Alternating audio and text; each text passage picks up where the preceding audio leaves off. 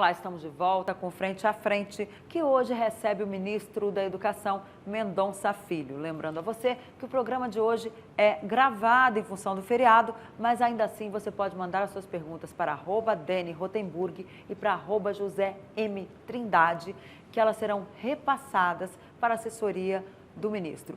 Ministro, o país vive agora a questão de definição da Base Nacional Curricular. Como é que está esse tema? Bom, na verdade a BNCC está na terceira versão. Nós tivemos duas versões que foram concluídas e elaboradas nas gestões anteriores, durante os governos do Partido dos Trabalhadores. Nós concluímos a terceira versão da Base Nacional Comum Curricular, dividindo ela da educação infantil até o 9º ano do fundamental. Hoje ela se encontra, essa versão número 3, no Conselho Nacional de Educação, que discute de forma ampla, é a grande orientação para a definição dos currículos escolares pelas redes estaduais e municipais em todo o país, e a nossa intenção é que ela possa ser homologada depois de aprovada no Conselho Nacional de Educação até o final de 2017, nessa versão entre a educação infantil até o 9º ano do fundamental. E como é que está a questão de ideologia de gênero, que é uma grande polêmica nesse assunto? Bom, primeiro tranquilizar as pessoas, que a gente tem feito uma discussão muito madura, muito equilibrada. Não há hipótese alguma de que a gente possa incorporar a Base Nacional Comum Curricular, uma tese que, eu digo, propague a famosa ideologia de gênero. É algo que o próprio texto atual da base, nessa terceira versão, evoluiu no sentido de que se incorpora conceitos que são básicos numa sociedade de pluralidade, de respeito às diferenças, de respeito às liberdades, mas jamais consagrando a tese da chamada ideologia de gênero. Então, eu quero, inclusive, tranquilizar. Eu tenho participado de algumas conversas com religiosos e lideranças religiosas, como líderes da Igreja Católica, de igrejas evangélicas. Estive visitando Dom Odílio Scherer em São Paulo, que é arcebispo de São Paulo.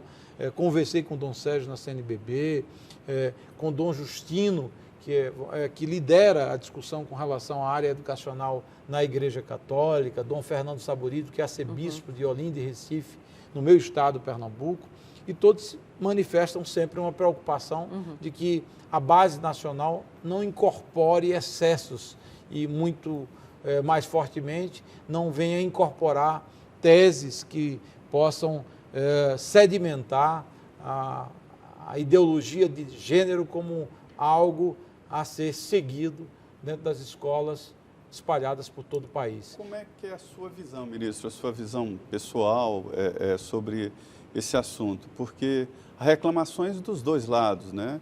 Até a convivência nas escolas, até isso é questionado, a questão do uso do banheiro. Isso, é claro, é evidente, não é questão para o Ministério da Educação, e sim de cada escola. Mas como é que o senhor vê esse debate? O senhor acha que realmente a educação, ou mesmo a política de ideologia de gênero, pode mudar ali, nem sei se é a opção sexual, mas a sexualidade das pessoas? Veja bem, Zé, esse é um problema e é uma questão sempre muito delicada de se abordar. Primeiro, a gente tem que levar em consideração o que está posto na Constituição Federal, na Constituição brasileira, que deixa de forma muito clara que a missão de educar as crianças e jovens do Brasil é do Estado, em consonância e com a participação direta das famílias. A família brasileira ela tem, naturalmente, direito, a sua visão, né? o seu direito e a sua responsabilidade com relação aos seus filhos.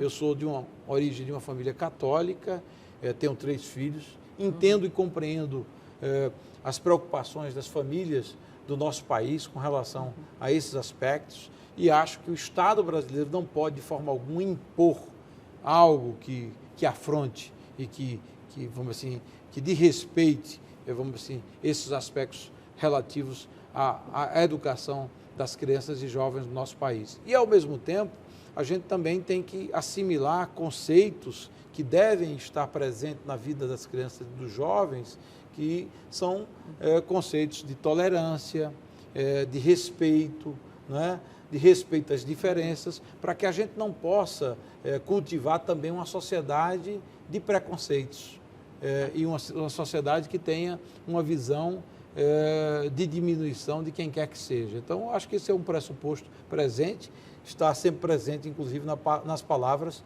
do Papa Francisco, que a gente tem que acolher de forma muito direta e muito respeitosa. Agora, ministro, uma outra polêmica também, a questão do currículo geral do ensino médio. Muitas pessoas têm medo que algumas escolas deixem de dar matérias como filosofia e educação física, uma vez que agora tem aquela parte do currículo que as escolas podem escolher se elas dão ou não determinadas matérias. Como é que vai ficar isso? Bom, na verdade, essa questão aí da discussão com relação a matérias e disciplinas, como se utiliza hoje normalmente no linguajar educacional, ela ficou assim numa distância muito grande do que ocorre na maior parte do mundo. O Brasil, até antes da reforma do ensino médio, convivia com 13 disciplinas obrigatórias, disciplinas que impunham, vamos dizer assim, um padrão único para todas as escolas do Brasil, como se porventura a gente tivesse uma única visão e não se consagrasse a possibilidade de itinerários formativos que levassem em consideração a vocação de cada jovem, o seu projeto de vida, a sua prioridade do ponto de vista de formação educacional.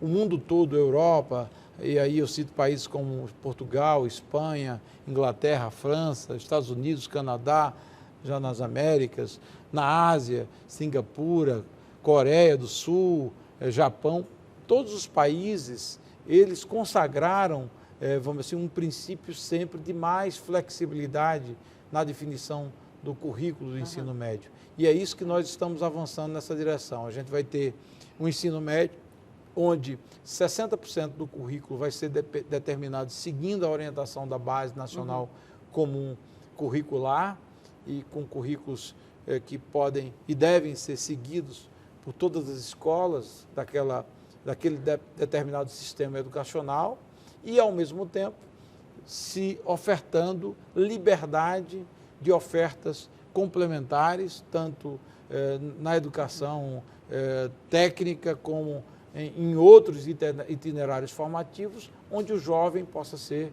melhor considerado e que ele possa definir a sua formação de acordo com o seu projeto de vida educacional, inclusive. Agora, o Supremo Tribunal Federal foi há pouco tempo, né, de determinar que as escolas públicas podem fazer o ensino religioso, não são obrigadas, né?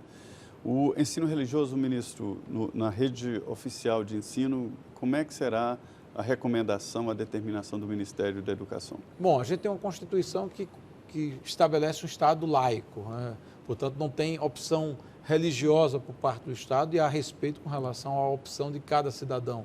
Ao mesmo tempo, na interpretação do Supremo Tribunal Federal, a Constituição possibilita a oferta de educação religiosa. Só que é uma oferta possível, mas não obrigatória para todo estudante. Então, o estudante ele poderá acompanhar aulas de religião dentro dessa visão de Estado laico, sendo respeitada a sua opção por não ter acesso àquela disciplina ou àquela aula. Então, não é algo que possa ser transformado em obrigatório. Eu acho que o ponto de equilíbrio na definição, por maioria de votos, de 6-5, salvo engano, do Supremo Tribunal Federal, foi bastante adequado. Aí, agora, a liberdade é das escolas? Como seja?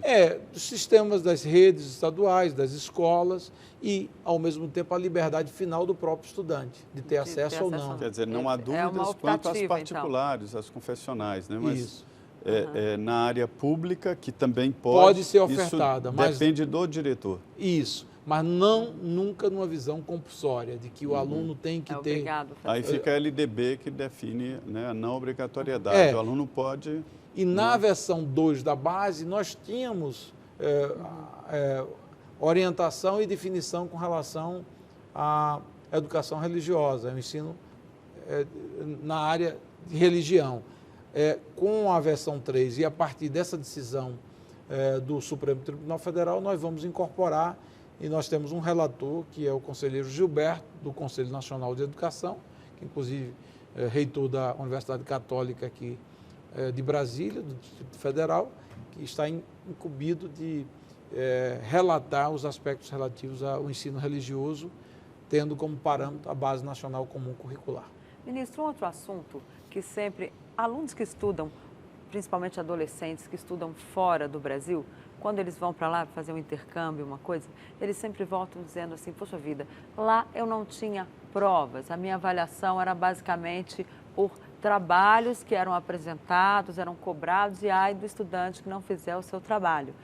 E aqui a gente percebe que é muito voltado para as provas. Psicólogos consideram que esse ensino voltado à cobrança ali da prova, aquela prova todo dia, aquilo acaba tolhendo um pouco a criatividade, o senso criativo dos alunos e dá um estresse mesmo, né? Gera aquela ansiedade que às vezes isso faz com que o aluno perca um pouco da sua capacidade até de dar um nervosismo na hora da prova, dar um branco, e ele acaba até baixando a autoestima de muitos alunos. Como é que a gente resolve isso no Brasil? Como é que nós vamos deixar de ter um ensino tão voltado para a decoreba, para dizer, não, eu tenho que tirar uma nota boa nessa prova? Eu acho que ele já evoluiu, Denise, ele já evoluiu fortemente numa direção que ela é menos na linha do decoreba, como você bem expressou. E, ao mesmo tempo, a gente tem que cada vez mais estimular aspectos que levem em consideração habilidades socioemocionais. Então, do ponto de vista de conhecimento, não é só o aprendizado cognitivo, há de se ter habilidades. Inclusive, para entrar nas universidades americanas, quem quiser ir, eles levam em conta um conjunto, né? Como é que o aluno se comporta, quais são as habilidades dele, como é que ele... Enfim, é levado o ser humano de uma forma global e não apenas a nota da prova ali. Até seu engajamento social, né?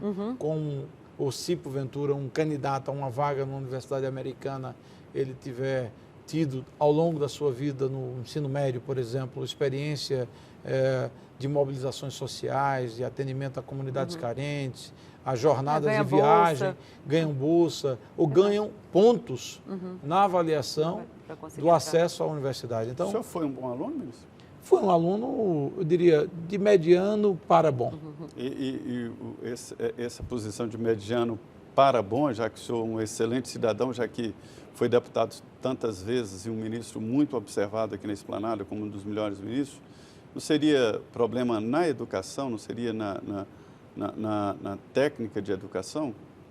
Bom, eu acho que a educação... Olhando para trás, o senhor vê isso? A educação não dá para a gente resumir a uma única solução ou um único aspecto para que a gente possa resolver os problemas educacionais do Brasil. O Brasil é um país que é a 8ª economia do mundo, investe cerca de 6% do PIB em educação, o que é um patamar bastante elevado comparativamente a membros da OCDE, países membros da OCDE e outros países do mundo desenvolvido ou em desenvolvimento. Mais do que a Constituição exige. Na verdade, o patamar de investimento é elevado, só que a gente tem, eu digo, uma baixa qualidade na aplicação dos recursos, inversão de prioridades. Para você ter uma ideia, ao longo dos últimos 12 anos, o que era 50% de investimento no MEC, na educação básica, e 50% em ensino superior, ao final desses 13 anos de governos do PT, a gente tem um resultado que coloca 60% para o ensino superior e 40% para a educação básica. Então, a gente precisa inverter essa prioridade, a gente precisa fortalecer a educação básica, até porque... Com uma boa educação básica, a gente vai facilitar o acesso à educação técnica e superior. Agora, a educação básica não é uma responsabilidade hoje dos estados e dos municípios? É, dos estados e municípios. No caso, a educação infantil dos municípios, fundamental nos anos iniciais dos municípios. Nos anos finais, a gente tem uma divisão de estados e municípios, mas é mais também dos municípios, uma visão basicamente bem equilibradas das matrículas entre estados e municípios. O nível médio é dos estados, a responsabilidade. A União age e atua como vamos dizer assim, um ente que complementa, que traça políticas públicas nacionais e que apoia tanto a educação básica, como também atua na educação superior e educação técnica. Nós temos uma grande rede de ensino técnico e tecnológico, dos IFE, dos Institutos Federais, com um padrão de qualidade bastante elevado, mais de 600 campos espalhados por todo o país, mas é uma presença ainda pequena em relação aos cerca de 8 milhões de alunos do ensino médio brasileiro.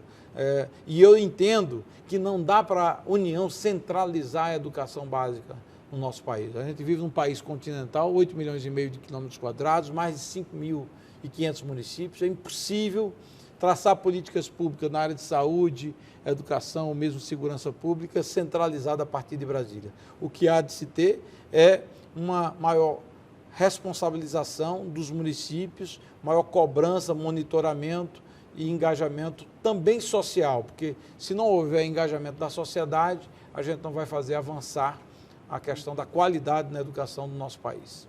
Perfeito. O ministro da Educação, Mendonça Filho, hoje aqui no Frente a Frente. Nós vamos agora ao intervalo. Em 2 minutos, voltamos aqui.